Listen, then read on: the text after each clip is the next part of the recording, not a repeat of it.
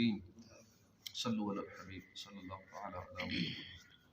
हज़रत वहाब बिन मुनब्बे फरमाते हैं कि बनी इसराइल में एक शख्स था, बक़दर किफ़ायत रिज़्क़ हलाल कमाता, बाकी वक्त इबादत में गुजारता था। एक मरतबा मुसलसल कई दिन गुजर गए, उसको कोई मजदूरी न मिली और फाकों की नौबत आ गई, मगर उसने हिम्मत ना हारी। एक रोज़ वो अल्लाह का नेक बंदा सुबह सवेरे अल्लाह का नाम लेकर मजदूरी की तलाश में निकला, मगर कहीं काम ना मिला। आखिर थक हाकर वो दरिया के करीब आया, वज़ू किया, इबादत में मसरूफ़ हो गया। जो सारा दिन नफल पढ़ता रहा। शाम को जब घर पहुंचा तो बीवी ने पूछा, क्या कोई काम मिला? कहा हाँ, आज मैंने बहुत करीम मालिक के यहाँ मजदूरी की है, उसने वादा किया है कि मुझे अच्छा बदला देगा। अगले दिन फिर काम की तलाश में निकला, कोई काम ना मिला। फिर दरिया के किनारे पहुंचा, वज़ू किया, इबादत शुरू कर दी। सारा दिन इबादत करता रहा। शाम को घर आया, बीवी ने पूछा क्या लाए हो? खाली हाथ देखा। पूछा क्या हुआ आज? कहा आज फिर मैंने उसी मालिक की मजदूरी की है, वो बड़ा करीम है, उसने मुझसे वादा कर रखा है मुझे अच्छा बदला देगा मजदूरी। मेरी उजरत उस मालिक के पास जमा हो रही है। फाकों की मारी बीवी ने जब ये बात सुनी तो झगड़ने लगी कि यहाँ कई दिन से फाके हो रहे हैं, बच्चों की हालत ऐसी हो गई, देखी नहीं जाती, हमने कई दिनों से एक लुकमा तक नहीं खाया, और तुम जिस मालिक की मजदूरी कर रहे हो उसने तुम्हें आज भी मजदूरी नहीं दी, आज भी उजरत नहीं दी, गुजारा कैसे होगा? बीवी की बातें सुनकर आबिद परेशान हुआ। बच्चे भूख से बिलबिला रहे थे, उसकी अपनी भी हालत काबिल रहम थी। खैर उसने करवटें बदलते हुए रात गुजारी और अगली सुबह फिर काम के लिए निकल गया। वही हुआ, काम नहीं मिला, दरिया के किनारे वज़ू किया, इबादत में लग गया। आज उसका दिल ज़्यादा ही परेशान था। दिल ही दिल में सोच रहा था कि आज भी खाने पीने का इंतज़ाम ना हो सका तो घर जाकर बीवी को क्या जवाब दूंगा। फिर उसके यकीन ने उसकी ढारस बंधाई कि जिस परवरदिगार की तू इबादत करता है वो तुझे मायूस नहीं करेगा, उसकी ज़ात पर कामिल यकीन रख, वो ज़रूर रिज़्क़ अता फरमाए। यही सोचते रब्बे कायनात की रहमत से उम्मीद लगाए सजदे करते हुए सारा दिन गुजर गया। शाम हुई तो घर की तरफ रवाना हुआ। जब दरवाजे के करीब पहुंचा तो घर के अंदर से खानों की खुशबू आ रही थी। बड़ा खुशी वाला माहौल लग रहा था, घर के अंदर खानों की खुशबुएं आ रही थी। ऐसा महसूस हुआ कि अंदर कोई बहुत ही खुशी का समा है, सारे घर वाले खुशी से बातें कर रहे हैं। उसे यकीन नहीं आ रहा था कि मैं सचमुच अपने घर में आया हूँ और मेरे घर से खाने की खुशबू आ रही। बहरहाल उसने दरवाज़ा खटखटाया, उसकी बीवी ने दरवाज़ा खोला, वो बहुत खुश थी। अपने शोहर को देखकर कहने लगी कि जिस मालिक के यहाँ तुमने मजदूरी की है वो वाकई बड़ा करीम है। उसने तुम्हारे जाने के बाद एक कासिद भेजा, कासिद आया था, उसने हमें बहुत सारे दिनम और दीनार, चांदी और सोने के सिक्के और उम्दा कपड़े दिए, आटा गोश्त वगैरह भी काफ़ी मिकदार में दिया और कहा जब तुम्हारा शोहर आ जाए उसे सलाम कहना और कहना कि तेरे मालिक ने तेरा अमल कबूल कर लिया और वो तेरे अमल से राज़ी है, ये उसका बदला है जो तूने अमल किया था, अगर तू ज़्यादा अमल करता तो और भी बढ़ा देता। मैं हूँ बंदा, तू है मौला, तू है कादिर, मैं नाकारा, मैं मंगता तू देने वाला, या अल्लाह मेरी झोली भर दे। अल्लाह की रहमत बहुत बड़ी है, वाकई रहमान है, रहीम है, मालिक करीम है। उसके हुजूर सर झुका कर तो देखिए, इंशाल्लाह कमी नहीं रहेगी। रिस्क में तंगी है, परेशानियाँ हैं, तकलीफ़ हैं, तकालीफ़ हैं, कुछ भी है, अपने मालिक करीम की बारगाह में हाज़िरी दीजिए, मस्जिद का रुख कीजिए, इबादत के लिए वक्त निकालिए, इंशाल्लाह करम होगा। रिस्क में इजाफे का एक सबब है कि रिस्क की कदर करना। जो रिस्क की कदर करता है उससे भी रिस्क बढ़ता है, और जो नाकदरी करता है उससे रिस्क में तंगदस्ती आती है, तंगी आती है। रिस्क ज़ाया होने से बचाने, रिस्क की कदर करने, एहतराम बजा लाने की बरकत से भी रिस्क में इजाफा होता है। अमीर अहले सुन्नत अपनी किताब फैज़ान सुन्नत में लिखते हैं, हज़रत उतबा बिन खालिद को खलीफा बगदाद मामून रशीद ने अपने यहाँ दावत पर बुलाया। खाने से फारूग हुए तो जो दस्तरखान पर दाने गिरे हुए थे इन्होंने वो खाने शुरू कर दिए।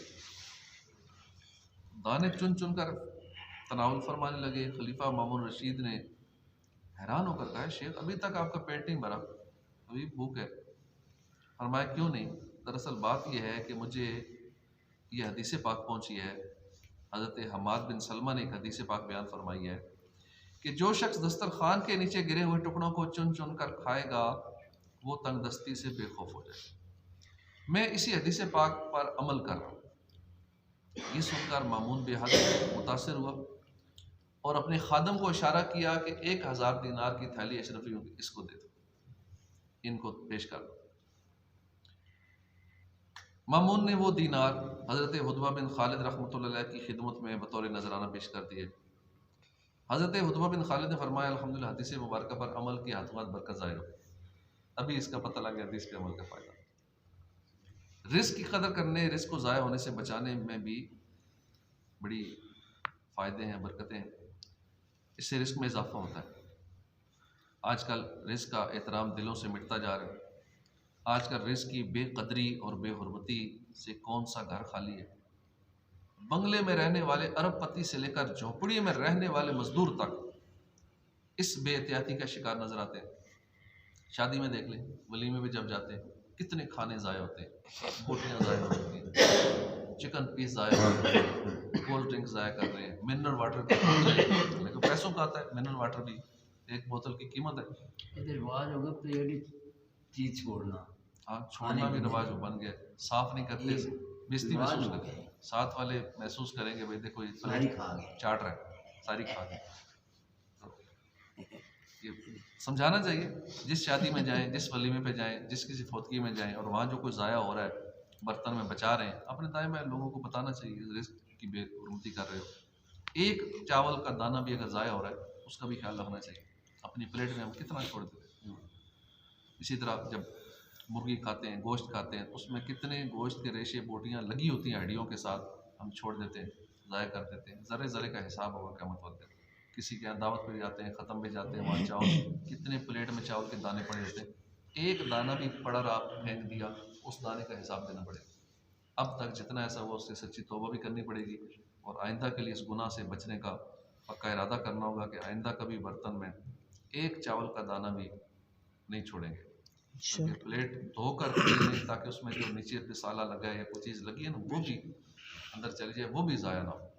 वरना इसलिए धोकर पीने का आज़ाद, गुलाम आज़ाद करने का सवाब है ना कि प्लेट को धोकर पी ले, कि उसमें ज़र्रा बराबर जो मिसाला लगा हुआ है साइडों में वो भी ना बचे। तो यहाँ तो पूरी प्लेट बचा देते हैं, आधी प्लेट बचा देंगे, चावल बचा देंगे, बिरयानी बचा देंगे, महंगे महंगे खाने बचा देंगे और इसमें गरीब अमीर सारे शामिल हैं। फिर वही चावल के अज़ा, खाने के अज़ा गंदी नालियों में बहा दिए जाते हैं। रिस्क की बेहुरमती होती है। पूरी दुनिया में कितना रोज़ाना टनों के हिसाब से रिस्क ज़ाया होता है और एक तरफ कितने गरीब भूख से मारे होते हैं। अल्लाह। तो रिस्क की बेकदरी, इसकी बेहुरमती, ये तंग दस्ती का सबब है। हर जगह हो रहा था। वहाँ हरम शरीफ में हज के दौरान भी देखा है कि होटल में ये सिर्फ एक बिल्डिंग में जिसमें हम थे, तकरीबन 400 लोग थे एक बिल्डिंग में, बाकी किसी में 1000 तो किसी में 500, 2-2000, 3-3 हज़ार भी लोग थे एक बिल्डिंग में। उस एक बिल्डिंग में जिसमें सिर्फ 300-400 थे, वहाँ 2-3 देगें एक वक्त की बकरे की या मुर्गे की अच्छी बनी हुई 2-3 देगें एक वक्त की, ये हमारे सामने कचरे में डाल रहे होते थे। बाहर कचरे के बड़े से लगे डब्बे बने होते हैं, उसमें डाल रहे होते हैं। जुट्ठी ज़ाया हुई तो ये जब रखना नहीं है, ज़ाया करना है, दोपहर को भी इसी तरह बच के तो डाल दिया, शाम को भी डाल दिया। अब वो पैसा तो हाजियों का होता है ना, हाजियों का पैसा जिन्होंने जमा कराया हुआ है गवर्नमेंट को, अब वो यूँ हाजियों के पैसे को इस तरह ज़ाया कर रहे हैं। और ऐसा चले किसी का भी हो, रिस्क को ज़ाया कर रहे हैं, कचरे में डाल रहे हैं इसको, और ये सिलसिला चल रहा है, किसी की तवज्जो नहीं है। और उधर जब हरम में जाते हैं उधर कितने अफ्रीकी बेचारे खाने वाले भूख के लिए तड़प रहे होते हैं और कहीं से कोई लंगर आ जाए तो उसके पीछे झपट पड़ते हैं, लाइनें लगी हुई हैं, एक पार्सल मुझे दे दो, एक पार्सल। उधर मैं जब देखता था कि खाना देगों के हिसाब से बकरे की देगें ज़ाया हो रही हैं, और जब हरम शरीफ में आते थे वहाँ जब अफ्रीकियों को या गरीब मालिक से लोग आते थे, उनके पास बेचारे देखते रहते थे कहीं से कोई पार्सल लाए, नज़र जो ही कहीं नज़र आता था किसी ने 2-4-10 तकसीम करने के लिए लाए हैं, वो सारे 100-50 लोग दौड़ पड़ते थे कि हमें खाने के लिए को मिल जाए, वो भूखे उधर बैठे हुए हैं। तो ये अजीब सिस्टम है, थोड़ा मैनेजमेंट नहीं करते कि चलो उधर खाना अगर बच गया तो उनको इधर दे दो, गरीबों को दे दो जो बच गया। फिर मदीना शरीफ में आए तो वहाँ मैंने यही होटल में देखा कि खाना जो बच रहा है ज़ाया हो रहा है। फिर मैंने उनसे बात की, मैंने कहा ऐसा करो ये खाना मुझे दे दिया, हैरान हो गए, ये क्या होगा, अगर पुलिस पकड़ लेगी, ये होगा तो वो होगा, जो भी होगा मुझे दे दिया करो, आगे मैं जिसको तकसीम करूँ। उनसे हम शापर भरवा लेते थे, नान के शापर भरवा लिए, जो सालन था वो भरवा लिया, चावल थे भरवा, 3-4 शाम होते तो बड़े भारी थे, लेकिन वो उठाने की तकलीफ करनी पड़ती थी। अब वो लेके निकलते थे, मस्जिद नबी में, हरम शरीफ में जो लोग बैठे हुए हैं उनको तकसीम कर दिया। सैयद शुहदा गए, वहाँ काफ़ी लोग रात को बैठे होते हैं, उधर तकसीम कर दिया। इतने लोग खुश होते थे लंगर खा के, कितने बेचारे वहाँ भूखे बैठे होते हैं। तो ये फिर हमने रूटीन वहाँ ये बना ली, तो रोज़ाना वहाँ जाके तकसीम कर देना खाना। तो ये अगर तरकीब की जाए, जो भी हज उम्रे पे जाते हैं, कि अपने होटलों में जो खाना बचता है और वही खाना फेंका जाता है, तो वही खाना साथ ले लें, तकसीम कर दें। मदीने की गलियों में तकसीम करते रहें, सैयद उहद शरीफ वहाँ लोग रात को होते हैं, वहाँ तकसीम कर दें। मस्जिद नबी में कितनी दुनिया बैठी होती है, तो ठीक है, अंदर वो ओपनली इजाज़त नहीं है, लेकिन बाहर बाहर दे सकते हैं।